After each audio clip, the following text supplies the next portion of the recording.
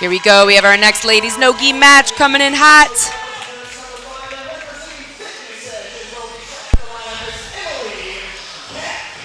We got Alexis Gomez, out of Elevate MMA. We've got Emily Keck from Fitness Edge MMA.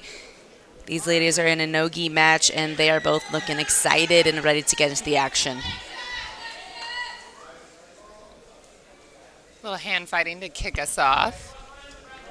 Yeah, Alexis with a lot of forward pressure. You can see her really controlling the inside of the mat, forcing Emily to the outside.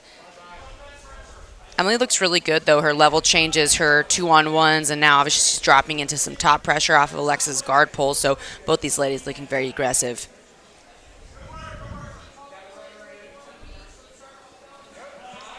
Ooh, almost right through to the mount there, and now she's in on a guillotine, it looks like. She's really looking to pry that elbow open, start to secure that guillotine grip. Ooh, where are we going? Ooh, I like the overhook. She's got a nice overwrap here that could lead to the back or it could lead to arms, but now the right knee through from Emily. She's going to be looking to attack Alexis' right leg, it looks like. She doesn't really have control of that upper thigh, though, so she might expose her back here in the process. Alexis turns and faces her back on top. Now she's going to be in a smashing position. She's got an underhook with her left side. You can see the lockdown, though, of Emily. She looks flexible enough to bring her way on out, but you can see that her neck is just kind of fully extended there. She might go look for the armbar here. Look, she brings her legs over the head. She has the armbar position. We'll see if she can extend that arm. It's bent for right now, but this is deep up on top of that shoulder. She's got a great angle if she can extend the wrist, but she loses it as Alexis postures up. That was great defense by Alexa. But what an entry from Great Emily. attack, yeah, absolutely. You were on it with the flexibility. You could see she was trying to swing potentially to sweep, but then she actually brought her leg all the way in front for the armbar. Might have some back exposure here. Her upper body is not quite centered, but she might be looking for a triangle. Her right leg is trapped inside and between the knees, though, so she would need to clear her right leg out She's from got between that the legs. scoop grip, too, here on the arm. Can pry that arm open.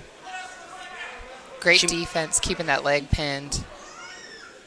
Yeah, you're right, Kelsey. That left knee on the shin is really saving her here because we know that Emily wants to bring her right leg out. And once she does, she has a lot of attacks to work with.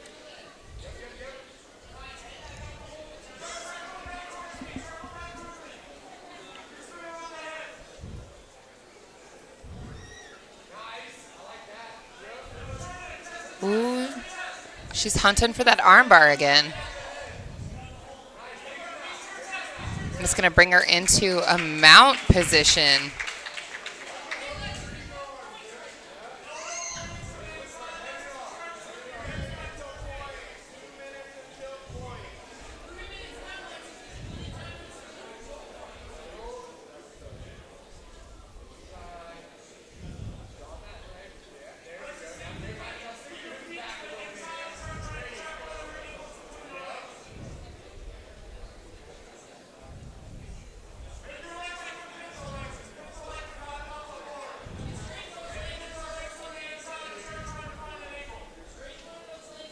There's a lot of pressure being put on right now.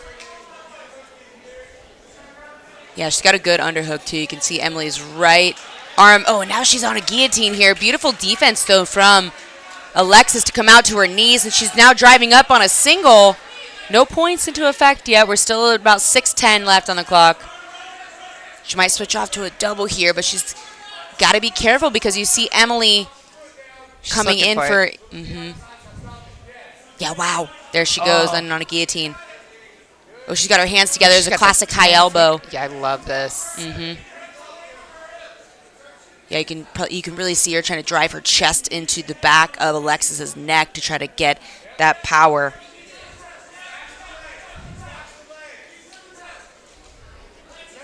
She's got to be careful not to get elevated and rocked off her base here. We're still about 30 seconds out from points being live.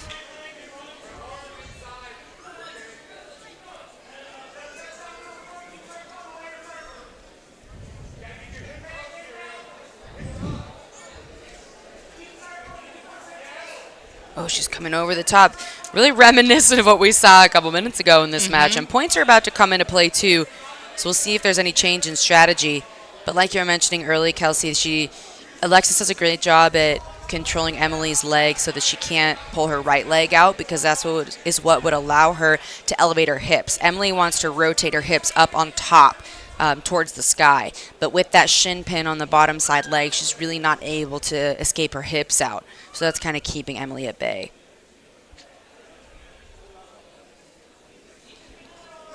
She's got an interesting grip on the arm here. I'd like to see more like wrist control with her left hand, trying to pry that open. Oh, wow, she might be coming over all the way now. Could have some back exposure if not for the submission. They're right on the edge as well, and points are on, so let's see. Now she'll get mount points now that she brought her right knee down to the mat. She kind of had to bring her right leg all the way back. You could hear her coach saying, take your foot out, let go of the arm. Get your points. I've been yelled at a few times in my day. It's a hard thing for a coach, right? Because you want your athletes to go for the submission. You want them to finish the match. But you also know the power of just getting that lead. And it's like, okay, get your lead and then go crazy. You know, then do your thing, risk it all. But then it's hard because you do have people that come out guns blazing and they don't care about positions, and they finish a lot of fights that way with that energy. So I think Emily has had a pretty good mix of both throughout this match, and she's really started to pick up some steam. She's getting some momentum going as she's getting more dominant as they go. But because Alexis has had really great defense and counter attacks throughout the entire match, but that gets really exhausting once you start getting 5, 6, 7 minutes into a match, right? Because you're kind of always a little bit behind, and not only is that physically exhausting, but it's mentally frustrating as well. Yeah, and I don't remember where I read it, but there was research done, and it's like typically whoever scores first in a match tends to win. Yeah. And so if you operate under that mindset and you're down on points early in a match, then you're like, oh, I gotta go. Well, because we talk about the negative impact mentally, but on the flip side, the positive impact mentally of having a strong start to a match, honestly, for me personally, I think is one of the reasons I've had success in matches. Same. I've beaten many people that were better than me, had more technical advancements than me, had more accolades, but I just was able to get the ball rolling early, and I had like strong momentum that way. And I think that is really what we're seeing with Emily. She came out really strong, and then Alexis was always fighting hard and finding opportunities, but it was Emily at the end of the day that kind of kept the momentum going. Yep. And now she's in a big rear naked choke, and she gets the tap. Wow, big finish there in minute number 8. Great match from these ladies. But you're absolutely right. It's whoever can get their game going first, because you want your opponent to react to you, not the other way around. And there can only be one.